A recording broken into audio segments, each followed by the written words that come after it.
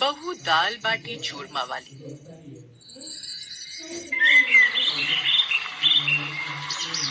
नंदिनी बहुत ही समझदार लड़की थी, जिसने अपने पति के शहर जाकर कमाने के बाद गांव में अपने परिवार वालों को बहुत अच्छे से संभाल लिया था। वो गांव के बाजार में दाल बाटी और चूरमा का ठेला लगाया करती थी। ऐसे ही आज भी वो गांव के बाजार में ठेला लगाकर खड़ी हुई थी। दाल बाटी चूरमा खाओ, आओ आओ, नंदिनी का स्पेशल दाल बाटी चूरमा खाओ, 50 रुपए प्लेट, 50 रुपए प्लेट। नंदिनी की आवाज सुनकर वहीं पास में एक औरत और उसके बच्चे गुजर रहे होते हैं, और उस बच्ची ने कहा, माँ, मुझे दाल बाटी और चूरमा खाना है और मुझे वो बहुत अच्छा लगता है। आप मुझे खिला दो ना। ठीक है, वैसे भी दाल और बाटी शरीर को नुकसान नहीं करती। चल, मैं तुझे थोड़ा सा खिला देती हूँ, लेकिन उसके बाद बिल्कुल भी जिद मत करना। उसी दिन घर जाकर सो जाना। ठीक है मॉम, मैं बिल्कुल भी परेशान नहीं करूंगी। वैसे भी दाल बाटी चूरमा खाकर बहुत अच्छी नींद आती है। मैं तो घर जाते ही सो जाऊंगी। अब औरत और उसकी बच्ची नंदिनी के ठेले पर जाते हैं और नंदिनी उन्हें दाल बाटी चूरमा परोस देती है। और औरत ने जैसे ही दाल बाटी चूरमा खाया तो बोली, तुम तो बहुत ही अच्छा दाल बाटी चूरमा बनाती हो।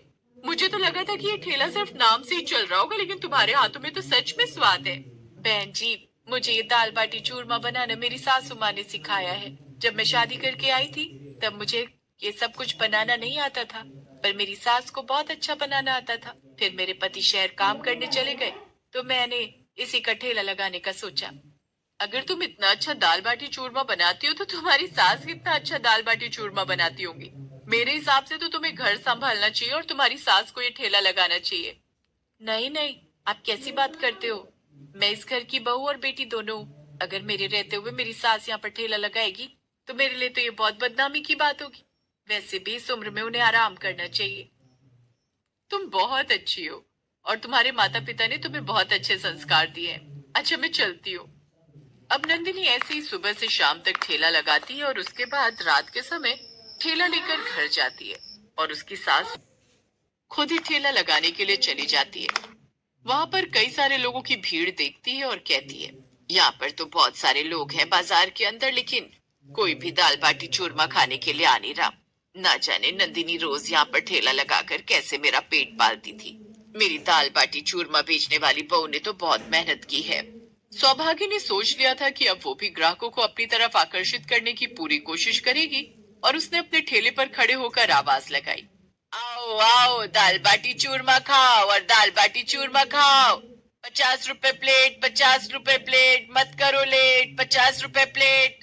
सौभाग्य ऐसे ही चूरमा बेचने की कोशिश कर रही थी, लेकिन कोई भी उसके ठेले पर नहीं आ रहा था, जिसे देखकर वो बहुत ज्यादा परेशान हो जाती है और कहती है, मुझे कोई ना कोई रास्ता ऐसा निकालना होगा जिससे मेरे दाल बाटी चूरमा अच्छे से बिकने लग जाए।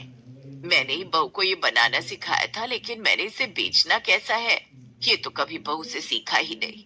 ना जाने मेरी बेचारी बहू इन लोगों के बीच में कैसे ये सब कुछ बेच पा रही थी। सौभाग्य बहुत ज्यादा परेशान हो रही थी। उन्हें समझ नहीं आ रहा था कि कैसे वो अपने ग्राहक बढ़ाएं।